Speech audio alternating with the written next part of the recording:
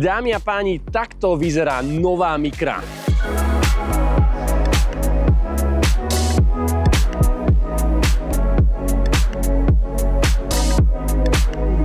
A nemôžem tomu uveriť, pozeral som sa práve do kalendára. Reálne Micru sme ako novú generáciu uvádzali na náš YouTubeový kanál pred de facto 9 rokmi, kedy sme v podstate začínali so štartstopom. Bolo to v Budapešti a ja ju mám v živej pamäti. Vtedy som hovoril, že to auto prináša niečo úplne nové, jedinečné, podobne ako Ačka od Mercedesu, keď prišla. No a myslím si, že táto nová generácia ide v šlápajách toho predchodcu. Tým, akým radikálnym spôsobom sa mení. Ale z hľadiska dizajnu paradoxom je, že táto najnovšia generácia sa ako keby vracia 2 generácie dozadu, naspäť ku koreňom, aspoň čo sa toho dizajnu týka, pretože ak si pamätáte, ako vyzerala tá Micra, taká oblá jednoducho, ešte aj tie svetlá boli tak vypuklé, tak tu je ten podpis absolútne viditeľný. Ale úprimne v dnešnej dobe nepoznám veľa aut, ktoré by si dokázali zachovať dĺžku pod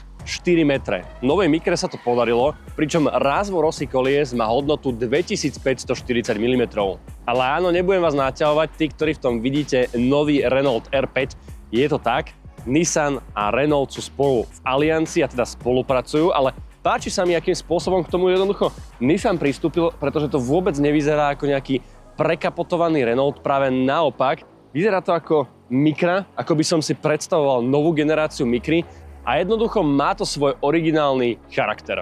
Pod pomerne ťažkou kapotou, ktorá nemá hydraulické vzpery, na čo by ich aj mala, keďže sa pod ňou neukrýva žiaden odkladací priestor. Čo inak možno trochu škoda, pretože ten samotný objem batožinového priestoru nie je úplne najväčší a možno dať dopredu káble by nebola úplne že škoda. Každopádne je tu elektromotor a v závislosti od verzie máte na výber dve, buď 90 alebo 110 kW a krútiaci moment buď 225 alebo 245 Nm a vždy je poháňaná výlučne predná náprava. V porovnaní s konkurentami, či tam dáme elektrickú C3, R5 alebo Miničko či Hyundai Inster, tak to auto je viac menej rovnaké, ulietávajú tam nejaké milimetre, čo sa mi ale nesmiernym spôsobom páči, ako je zvládnutá tá proporcia. Jednoducho je to taká malá, prikrčená, pomerne dosť široká motokára s nie príliš dlhým rázvorom, ale zase na druhú stranu ani tie previsy vôbec nie sú veľké, naopak sú krátke, to auto proporčne vyzerá fakt dobre,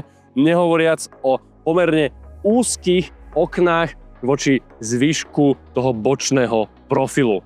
Objem batožinového priestoru je 326 litrov a dospelý chlap v živom stave asi nie, ale v tom druhom asi áno. A sedadlá sú delené v pomere 60/40 a pod podlahou je priestor na odloženie káblov alebo povinnej výbavy. No nezabudlo sa ani na sympatický easter egg v podobe japonskej hory tu vzadu, čo je však dôležitejšie, že dozadu sa zmestí kočík, aspoň taký ten skladací. S tým väčším to bude možno trochu náročnejšie, závisí od toho, aký máte, no rovnako tak aj nákup klasický potravinový sa vám tam jednoducho zmestí. Pokiaľ ste boli doposiaľ zvyknutí na interiér Micry, tak naň zabudnite, pretože toto je niečo úplne iné.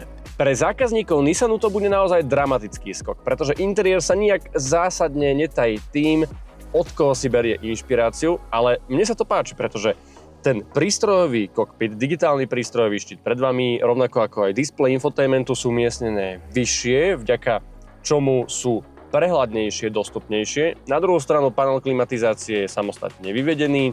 Všeobecne tá ergonomia za volantom sa mi pozdáva. Rovnako ako aj volant samotný a tlačidlá na ňom, ktoré sú fyzické, ale pôsobia ako dotykové. Jednoducho vyzerá to dobre. Nemôžem nič zle povedať ani na samotný posed a odkladacie priestory, ktoré tu sú, pretože je tu napríklad aj bezdrôtová nabíjačka, dvojica držiakov na poháre, nejaké menšie kapsy na drobnosti. S ohľadom na to, že je to malé auto, tak tu toho dokážete poschovávať pomerne dosť. A čo ma baví, sú také tie funky detaily, množstvo odkazov, tá materiálová pestrosť, ktorá tu je, pretože napriek tomu, že sú tu tvrdé plasty, aj keď nie je úplne, že všade, tak práve tie kontaktné plochy sú mäkčené a všeobecne to auto pôsobí nielenže pekne, moderne, ale tak hravo. Ešte aj keď si všimnete, tá stropnica nie je čierna, je pekne tvarovaná, ale ak sa pozrieme aj na nejakú praktickú stránku toho auta, samotné tie sedadlá, ktoré sú dosť športovo tvarované, no zároveň sú komfortné, vyzerajú dobre a napríklad sedadlo spolujazdca má navyše Isofix, čiže ak máte veľkú Isofixovú základňu, máte malé dieťa, nemusíte ho trepať dozadu, ale jednoducho si ho dáte vedľa seba, čo najmä ženy ocenia.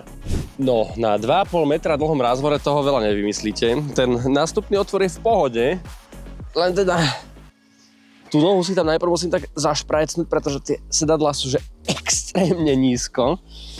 Keď už ich tam mám, tak tými nohami normálne, že nepohnem.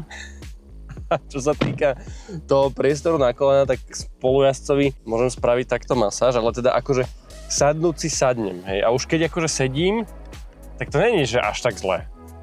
Ako ja viem, vyzerá to vtipne teraz, keď sedím sám za sebou, meriam 188 cm, ale akože už keď tu sedíte, už keď ste tu jednoducho zakliesnení, tak to naozaj nie je také zlé, pretože ešte aj nad hlavou je to normálne, že presne, že bez akékoľvek rezervy, ale normálne nemusím sedieť takto, viem sedieť rovno. Ak si dám ešte bezpečnostný pás, nech to máme teda na kompletku, tak akože fajn. No, aj tá šírka, není to úplne, že zlé, ja viem, že to vyzerá vtipne, ale není to také zlé. Čo sa mi ale páči, že napriek tomu je tu vlastne de facto trojica Isofixov, okrem toho predného máte aj dva vzadu. No, není tu žiadna lakťovka, ani si teda nebudete mať kam dať fľašu, pretože vo dverách vzadu nie sú žiadne kapsy, čo je teda logické, aby teda maximalizovali ten priestor, ktorého tu na rozdávanie nie je.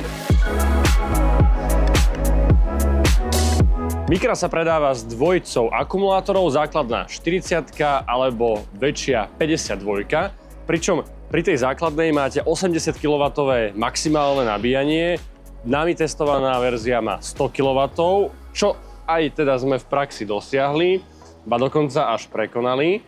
Len možno trochu škoda, že tá krivka nebola úplne tak plochá, ako by som si predstavoval.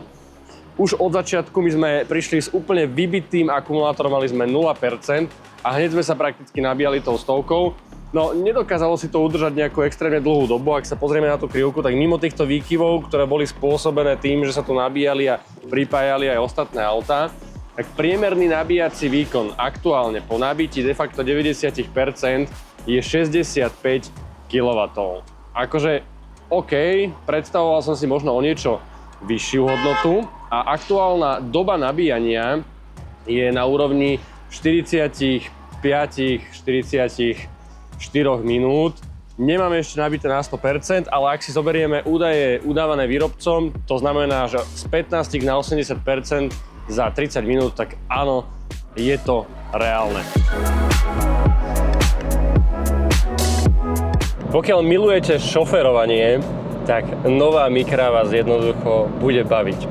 A pokiaľ ste pozerali naše video na Renault R5 a zdieľate s nami to nadšenie, nielen pre ten dizajn, ale hlavne pre tie jazdné vlastnosti toho auta, tak verte, že Micra je naladená veľmi podobne. Zámerne som nepovedal, že rovnako, pretože je cítiť, že to auto sa správa o niečo inak. Je trochu mäkšie. Akože povedať, že komfortnejšie, no môžeme povedať, že je komfortnejšie, ale komfortné v zmysle plavnosti rozhodne nie je. Veľmi solidne filtruje nerovnosti, ale jednoducho cítite AD1 krátky rázvor a že to auto je primárne určené na to, aby ste si tú jazdu naozaj užili, aby ste cítili ten kontakt s asfaltom, s tou cestou a doslova vám vyčarilo úsmev na tvári.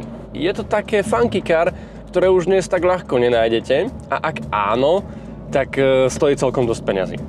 Kdežto Nissan Micra vôbec nie je až taký drahý s ohľadom na to, že je to plnohodnotný elektromobil a ak ho porovnáme s jeho bratom Renaultom R5, tak je asi o 1000 drahší. Samozrejme v závislosti od konfigurácie, ale berme to tak plošne, že ten rozdiel cenový nie je až tak veľký. Na druhú stranu dostávate úplne iný dizajn, najmä toho zovňajšku, teda hlavne toho zovňajšku, čo si myslím, že niekomu môže vyhovovať, pretože Micra má taký sympatický kukuč, kdežto tá R5 má taký mierne, možno až agresívny ktorý nie úplne každý očakáva od takéhoto auta. Po stránke výkonu tomuto autu nechýba absolútne nič. Aj v ekorežime po zošliapnutí plynového pedálu dostávate celkom solidný kopanec a pokiaľ to hodíte do športového režimu, tak ten kopanec je ešte taký intenzívnejší.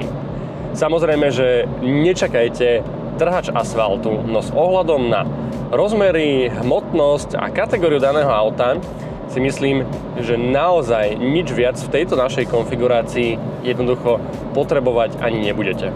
Je pravda, že pri 130-ke preniká do interiéru možno trochu väčší aerodynamický hluk, no na druhú stranu príjemným prekvapením bude spotreba, pretože všeobecne sa držíte v tom spektre od 13 do 16 kWh na 100 km, čo sú celkom solidné údaje. A pri jazde čisto na diaľnici ste na úrovni, no povedzme, že 19 kWh. Áno, na takto malé auto som očakával možno lepšie parametre na diaľnici a práve aj tá diaľnica je ten dôvod, prečo sa nám s týmto autom zásadným spôsobom nepodarilo prekonať tú hranicu 300 km. Dali sme nejakých 320, 330 v závislosti od toho, že ako veľmi sme tam mali diaľnicu a koľko sme na nej strávili. No tých 400 km VLTP je naozaj trochu pritiahnuté za vlasy a sú to čisto laboratórne údaje, na ktoré sa v prípade tohto auta asi nikdy v živote ako bežný užívateľ nedostanete. No akčný rádius viac ako 300 km si myslím, že plne postačuje. Čo ma prekvapilo, sú tie sedadlá, pretože sú celkom príjemné aj pri dlhšej ceste. Nie sú ani mäkké, ani tvrdé a majú celkom solidné bočné vedenie, ktoré sa v prípade tohto auta obzvlášť hodí, pretože neviem si pomôcť, ale veľmi často som ho posielal do zákruty o niečo rýchlejšie. Z hľadiska asistenčných systémov mi na palube nechýbalo vôbec nič. Auto ponúka všetko, čo by ste v podstate dnes očakávali, čiže adaptívny tempomat, systém udržiavania, v strede jazdného prúdu to auto jazdí naozaj že veľmi, veľmi pekne, plus všetky aj tie asistenty, ktoré by sme možno až tak veľmi v tých autách nechceli. No, vo finále jazdí naozaj dobre. A tie jazdné režimy, ktoré sú tu, tak oni zásadným spôsobom neovplyvňujú tie jazdné vlastnosti, pretože ani nemajú ako možno o niečo tuhší je ten volant. Ovplyvňujú hlavne správanie akcelerátora a taktiež to, akým spôsobom bude auto nakladať s batériou, respektíve s tou vydanou energiou. Čo ma privádza ešte k jednej dôležitej veci a to je rekuperácia. Pretože nová Micra ju má nastavenú absolútne vynikajúco. Máte tu hneď niekoľko rekuperačných režimov a tým posledným je tzv. Systém One Pedal, kedy dokážete auto ovládať jediným, a to výlučne plynovým, respektíve akcelerátorom. A vďaka tomu vy dokážete zastaviť ale úplne až do nuly. Poviem úprimne, že je to prudko návyková vec. Hovorím to v prípade každého elektromobilu, kde to dobre funguje a v novej Micre to naozaj dobre funguje. Kúpiť či nekúpiť? Ja by som šiel do tej Micry. Akože to auto ma baví, páči sa mi. Ten dojazd je fajn. Ak vychytáte dobrú cenu u dealera, ja si myslím, že je to aj veľmi zaujímavé v porovnaní s konkurenciou, pretože dostávate dospelé auto. Vôbec to nie je niečo kategórii Spring a podobne, ako by si možno niekto povedal, že tak tie rozmery, však to je maličké auto. Akože, áno, je malé. Je pravda, že dozadu sa dospelý chlap akože veľmi ťažko zmestí, alebo teda nie komfortne, ale však preto si toto auto ani nekupujete. Takže za mňa fajn, mne sa páči, baví ma to auto, má dobré parametre, dobre jazdí a hlavne je tam ten fun faktor. A to je najdôležitejšie. To je z dnešného videa všetko. Pokojne nám dole zanechajte komentár, čo vás zaujíma, čo sme nespomenuli. No a vidíme sa pri ďalšom videu. Čaute.